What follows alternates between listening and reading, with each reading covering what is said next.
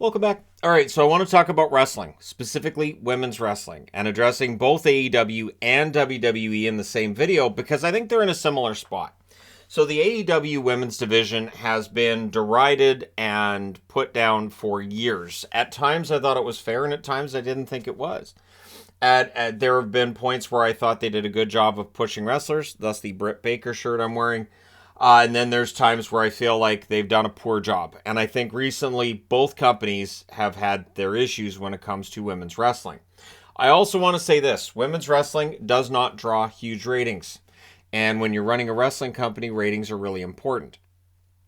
If you're on television, you watch those ratings like a hawk and you watch that demographic. Do you have the key demographic down? Yes, no, and if you don't, why don't you? Keep in mind, I'm no longer in that demographic, so they don't care if I'm watching. So on Raw, they had Becky Lynch versus Zoe Stark. We knew that Becky was going to win that match, and she did. How she won it was a little different, in that Zoe accidentally hits Trish Stratus and then gets beaten by Becky right after. So, of course, this is Becky's feud with Trish. That pays off on Saturday with the match between the two of them at Payback. And, yeah, that's basically, that's one match. And then you've got Raquel Rodriguez versus Rhea Ripley at Payback as well. Now, with Rhea, they've got both a wonderful thing and a problem. With Rhea, you've got a woman that's got the women's title, and she looks like an absolute beast. Good luck taking her down. Raquel Rodriguez looks like physically the one woman in the division who might be capable of doing so right now. And, of course, Shayna Baszler exists. But we'll talk about her again soon. But the reality is that they've built up Rhea so much that it's almost like what they've done with Roman Reigns, what they did in the past with John Cena. If you go back far enough, what they did with Hulk Hogan, you've created a situation where it looks like the champion is just so much better than everybody else. Recent squash that got a lot of attention was her squashing Candice LeRae. Well, Candice LeRae is a really good wrestler. I think she's got a unique moveset. She's got a unique look. We know she's married to Johnny Gargano. There's storyline things you can do there. And yet, she gets squashed by Rhea. So, I understand what they're doing with Rhea, but at the same time, you are sort of knocking down your women's division and making it look like nobody can beat her. Same thing they did with Ronda Rousey, of course. Ronda Rousey, when she had the title, just looked like it didn't matter who she was fighting, she wasn't going to lose it. Because we know that Ronda is a legit fighter, and when she's against somebody that is slight, like Alexa Bliss or Liv Morgan, it's harder to sell the idea that maybe she's going to lose. Now, over on Dynamite last night, they had a 6-woman tag match because they are only allowed to have one women's match per show on Dynamite. Apparently, that's TNT's rule. So it's Chris Statlander, Britt Baker, Hikaru Shida versus Nyla Rose, Emi Sakura, and Marina Shafir. Now, of course, the good guys are going to win this. Of course, Britt Baker's going to have a problem with Hikaru Shida. These guys have had battles going back years. The problem is, Shida was just a transitional champion to get us to the brand new champion being Saraya. I wanted to say Paige. I'm like, no, not Paige anymore, but they get it to Saraya. It kind of ends up being a little bit clumsy. Like, I'm not saying that I don't like Saraya. I think she's a good wrestler. I think it was great to have that storyline at home. But it just made it so Shida winning the title didn't matter at all. So Shida has the title for, a week? And then she's out again. And now she's in a feud with Baker. So at the end of this match, Statlander and Ruby Soho are, going at it. And Soho ends up with the belt. Meanwhile, Shida, nothing for her against Saraya. And this is the same problem we had the last time that Shida lost the title. It didn't look like she had any interest in getting it back. So that doesn't look great. I'm not saying you have to have rematches all the time. You don't. But make it look like the person that lost the title is kind of PO'd, wants it back. Whether you give Shida a microphone for a promo or you give something for Excalibur to say, maybe something for Taz to say during the match about, this, but just something that makes it seem like Shida wasn't just a transitional champ, which is exactly what that was. It made it pointless that she won the belt very, very quickly. So Statlander versus Ruby Soho should be a good match, but for women's matches and All Out, there you go. That's what you get, and there's not a lot else there for the women. And again, with the women on WWE programming, you have Trish versus Becky Lynch, you have Raquel versus Rhea, and there you are. Now, the question becomes one of how you fix this. Now, one thing that stands out to me, and I talked about this a long time ago, it was well over a year ago, I said AEW no longer cares about their rankings. And there was one comment I remember, it was along the lines of, hey, they still care about their rankings. You're overreacting. They've had a couple of people that weren't number one contenders get title shots, but for storyline, it was okay, and the rankings still matter. They stopped doing the rankings shortly thereafter. The rankings are dead. So you don't have that build anymore. The matches on Dark mean nothing. Dark Elevation, nothing. Rampage, largely nothing as well. Now with Collision and Dynamite, Rampage really becomes their version of, I want to say NXT, but it's not developmental. It's still part of AEW. So they've taken a program and they've now stretched it out even further. And there's that debate about the quality of the programming, right? And then there's the whole CM Punk angle, which, while it doesn't directly influence what goes on with the women's division, it does affect the company as a whole if it looks like things aren't quite stable. If it makes it look like the company's got some chaos going on there, it definitely could affect their numbers. Now, the injured list in the WWE side, by my count, you've got Liv Morgan, Sonya Deville, Dakota Kai. I don't think Dakota Kai is far away from coming back. And I think as soon as Dakota Kai is back, I think that's where we'll break up Damage Control, which I disagree with. I don't think breaking up Damage Control makes a lot of sense.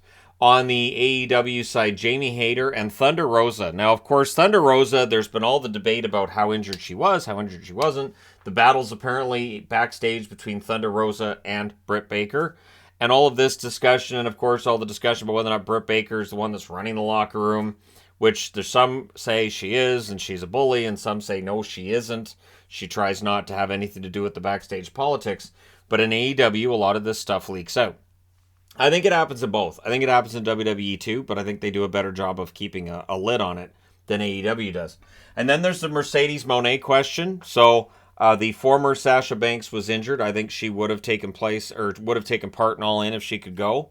And showing her in the crowd means that she's very likely to end up with AEW. And she could be one that moves that needle. But they can't keep looking for the next savior from WWE. One thing that I will say for this, I think AEW underestimates what they have in their homegrown stars and probably pushes some of those who come out of WWE a little bit more than they probably should at the expense of their own homegrown talent. Now, of course, pregnancy, Alexa Bliss on the WWE side, Ty Mello on the AEW side makes a difference, right? Alexa Bliss it looked like was going to come in with whatever Bray Wyatt was going to do, but of course Bray Wyatt's tragically passed. All that storyline up in the air as to what does this brother Bo Dallas do? Does he just come back as Bo? What happens? And of course for Alexa Bliss, I'm guessing she just comes back as her, I would think, heel character, but she has to have her kid first, and you never know, having a kid can change things. So who knows when Ty Mello or Alexa Bliss come back. So looking at the women's rosters, and in black I've got all the WWE ones, in blue I've got all the AEW ones. So Io Sky is the champion now on one side for the WWE, while you have Rhea as the champion on the other. And I don't know whether or not Io Sky is going to get that real true push as a champ. I think she can. Watched her a lot in NXT. I think she's tremendously talented. I think she can do almost anything they ask of her. But she's smaller. And in WWE, when a man or a woman is smaller, it feels like they still get taken down a notch from other wrestlers because there's that, well, they're smaller, they wouldn't actually have much of a chance. So if Io Sky is against Rhea Ripley, for instance, I would expect Rhea would ragdoll her quite a bit. There'd be some high flying for Io, and then Rhea beats her. And I would think it would take 5.5 minutes. I'll just put that out there as the total. Bayley, of course. I think Bayley's going to turn against Io Sky once Dakota Kai is healthy. Bayley's going to go for the title herself. I think that's what we're building towards. I don't know if that's the right way to go to break up that group, but I know they don't work as faces, and I know Io Sky does. She can be a very popular face wrestler. Also, Bianca Belair. So with everything else that's going on, clearly Belair is going to end up back in the mix. I would think going after Rhea may very well be where it ends up with her. But yeah, Bianca Belair, of course, a very popular wrestler, has a lot of talent. Candice LeRae, I previously mentioned, a lot of talent not being utilized, I think, very well on the main roster. Asuka. Asuka was an afterthought in her own title defense and then lost that belt. And the person that beat her lost the belt 10 seconds later to Io Sky. And Asuka was nowhere to be found when all that happened. So I don't know. I don't know what the future is with Asuka. I know that when she was in NXT and she had that huge winning streak, it was great. Being undefeated was fantastic. And it was a great angle slash character arc for her. And on the main roster, it's never quite been the same. Even though I think the fans love her, even when they're not supposed to, even when she's the heel, Asuka, we still think she's fantastic. Charlotte Flair. I don't know how many more runs Charlotte has, to be honest. I don't know how much more there is to do. Charlotte's had the belt so many times. She's had feuds with so many wrestlers. I honestly think it might be best for the business and best for Charlotte if she did give AEW a chance and did go over there and have feuds with people like Britt, somebody like Chris Statlander, for instance, that kind of thing. Or whenever Jade Cargill returns, then you could have her against Charlotte as like this absolutely fantastic feud. Obviously, Cargill still needs some work in the ring. Her overall skill set does need a little bit of polishing, but yeah, Charlotte, I think, would benefit from move, only because I don't know what more there is for her to do in WWE. We all roll our eyes now when she wins the title. It's kind of a, yeah, whatever. Chelsea Green might be the best thing going on right now in the women's division outside of Rhea. I would say that Chelsea's done a good job of trying to make it seem like the tag belts are important. Now, of course, with Sonya Deville being injured as soon as they won the belts, because those belts are cursed, Piper Niven has now become the tag partner for Chelsea Green. This is a oil and water don't really mix situation. It seems, anyways, that eventually Piper turns against Chelsea, or maybe you just make it work. I'm hoping they make it work. I'd like to see somebody get a run with the women's tag belts. If you're going to answer with, do those belts matter? I would love to say those belts matter, but the way WWE's booked the women's division, I don't know. I don't know if those belts really matter necessarily. But I applaud Chelsea for being able to make it seem like they matter to her.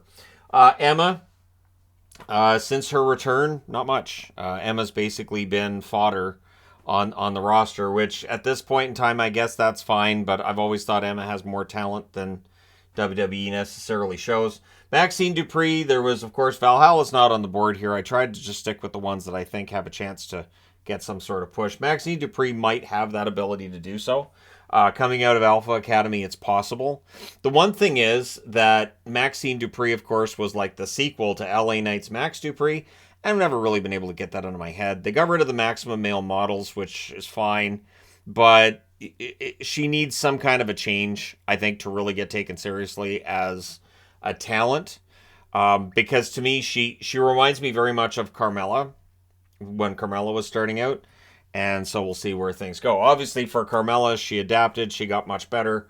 But can Maxine do the same? Michin is up here, of course, the former Mia Yim. I like her. I think she's a very good talent. I don't get the feeling that WWE is as high on where she is in the overall scheme of things as I am as a fan. Natalia's been around forever. She puts everybody over. She really is on the women's roster now. That gatekeeper. You come in, you work with Natty. She gets in a feud with you. She can play the heel, she can play the face, whatever you need, and she puts you over and gets you to that next level. So Natalya is not really a needle mover, other than at this point she really does work as a coach and as talent that you can take legitimately serious. And then, of course, she does suffer some losses here and there, which don't seem to hurt her standing. Nikki Cross, kind of forgotten, which is too bad. Nikki Cross, I think, is a very talented wrestler. I thought when she was part of Sanity in NXT, I'm trying to remember who was calling out. Somebody was calling out, I want to say Eric Young from Sanity, and Nikki came out to answer the call. And as a fan out loud, I said, oh, please let Nikki hit the ring. I wanted to see Nikki Cross fight with men. Because at that point, they were pushing it like she was crazy. She was so out of control. I was like, you know what? That works. Get her in the ring. Do it. Do a mixed tag. Do something. Have it work, because it can. And I think Nikki can get that over, but you have to make sure you're getting that over on your programming as well. Piper Niven, I mentioned before. Piper is a very good wrestler. She's in good shape. The one thing is, of course, she doesn't have that Barbie doll image that a lot of the WWE wrestlers have had over the years. They've been resisting that lately. It feels like Rhea, Raquel are good examples of not having that Barbie doll image, and of course Ronda. But there's still some of that there when you look at some of the booking. So I don't know if Piper's ever really going to get a proper push. Shayna Baszler, so she beats Ronda Rousey and should be really hot, and they don't put her on TV. So I'm guessing that after the Raquel Rhea match that she comes out and decimates Rhea or Raquel, one or the other. Baszler should be champ on one side or the other. She should be. And maybe that's where things turn out. Maybe Io Sky hits the ring and Baszler lays waste to her and pins her within 90 seconds and becomes champ. Maybe Bayley helps Baszler beat Io Sky, even though that wouldn't work for me, because Baszler as a monster shouldn't need anybody else's help, and they've never really allowed that sort of mean streak from Baszler to really truly come across outside of when she first debuted on the main roster, which had that ridiculous biting part at whatever. They went way over the top, and then it just all fell apart. She had that elimination chamber where Baszler looked like an absolute beast. And then they didn't really follow it up with much. And now they've shown so much on WWE Network of how Baszler loves her cute and cuddly puppy dogs and how nice she is and how she gets along with people. It's harder to get her over as a monster, but I think they can do it. Xia Li, why'd they call her up? Zelina Vega, that's all I have with Xia Li. There's nothing, because they haven't given her anything else. Zelina Vega, good underdog storyline. I think much like Natalya. I think she's good for getting people over. I don't think she's going to win a title anytime soon, but she's a good wrestler. She can work the microphone, and so I think there's some good talent here. This is a lot of depth. On the AEW side, I think there's less. The one thing with AEW is you also have the ROH picture. So Athena, while she's on the board here, she's on the ROH side, and there are definitely less proven commodities on this roster, starting with Saraya, who's, of course, champ, at the top of the heap and all that. Statlander having the secondary title. With Saraya, so now is she a face? So that group broke up or didn't? Or what's going on there? There wasn't much follow-up. This is the problem with not having enough women on TV. This is why I always find it funny. It's like, well, women's wrestling isn't over right now. Well, yeah, if you don't have storylines and if you don't have anything to explain why certain matches are happening, people are going to take that as a washroom break. I mean, all right, I'm going to go to the washroom because, right? And you can't have that with the entire women's division. And it feels like both WWE and AEW have made that mistake at times over the last few months here. Toni Storm, her character's over. Fans love the character. I don't know what you do with it. I don't know what you do either with her pursuit of the title and how where things go from here, especially since they seem to be leaning towards a Baker-Shida feud. And you can have all these feuds in the women's division. I encourage it. But if you don't have TV time to pay these off, why? So Anna Jay is one that I kind of feel like gets forgotten, gets lost in the mix. Anna Jay has the look. She has the raw talent. She's not as good now as she's going to be. If Anna Jay were to leave AEW and go to WWE, AEW would regret that very quickly. She has the look and the talent, and she can talk on the mic as well. WWE could do a lot with her. So if Anna Jay was to switch companies, that could be absolutely huge for WWE's women's division. I would say the same of Julia Hart. So this week, I watched a video that Simon Miller did when he was at All In. He interviewed Julia Hart. And I realized, I don't know that I've heard her speak, like normal speaking and actually having a discussion, a conversation. She's really smart. She's funny. She's interesting. She's all these things that you would never know by watching the programming. This is a problem, right? We've talked about this with male wrestlers and just wrestling in general. You have to show their personalities. You have to show who they are and why people like them and why they're where they're at. And with Julia Hart, I think her being in the House of Black, I think they've kind of failed her a little bit. Now, I thought it was interesting hearing that she was done with the whole cheerleader stuff. She didn't like it. So she was quite happy to get away from it and have a chance to join House of Black. And she loves working with those guys. But they don't really show it. They don't really get into it. They don't really talk a lot about it. And I feel like that's something WWE has with their own network. AEW doesn't really have that, and I think they need to work on that. I know they have the one show that talks about backstage stuff and whatnot, but I think seeing more about wrestlers learning their characters and coming of age. Julia Hart's young. She's got the look. She's got the talent, and apparently she can talk. That girl can talk. And I feel like I can say girl the same as say, kids on the hockey channel, because to me, I'm 50. So yeah, she's what, 24, 25, somewhere in that range. She has all the time in the world, and she has all the talent in the world. And I really do wonder, like, is this somebody that AEW realizes what they've got here, or do they not? Athena, as I mentioned, who was just fantastic in WWE. I really don't understand why she's not a bigger star than she is. But I think with the right push and with the right marketing, I think whether it's with ROH, whether it's with AEW, she can work. Sky Blue. Sky Blue, talent, yes. The crowd's behind her, absolutely. Does she have the look? Yes. And she's young as well. So there's a lot of really good, young, talented women on the AEW side of things that don't get enough airtime. And with her, as well as with Willow Nightingale, there's a stop and start to how they're pushed. There's a stop and start to how things work. I had to laugh watching Becky Lynch getting, beat up by both Trish and Zoe Stark this week. And when they're both beating her up, all I could think was, Becky has no fans backstage. Or no friends backstage. Nobody's even thinking about coming out to save her. One thing that I always made sure of, so when I was writing wrestling for my little online thing, I always tried to make sure in my mind, I thought, okay, if there's 3 or 4 people beating one person up, people are going to come out and make the save. They have to, because you're not just going to watch a friend of yours get beat up. So in my mind, logically, somebody will always come out and make the save unless that person is really unpopular. That way, when nobody comes out to make the save, you can have an announcer say, Becky's out here, she's getting kind of destroyed.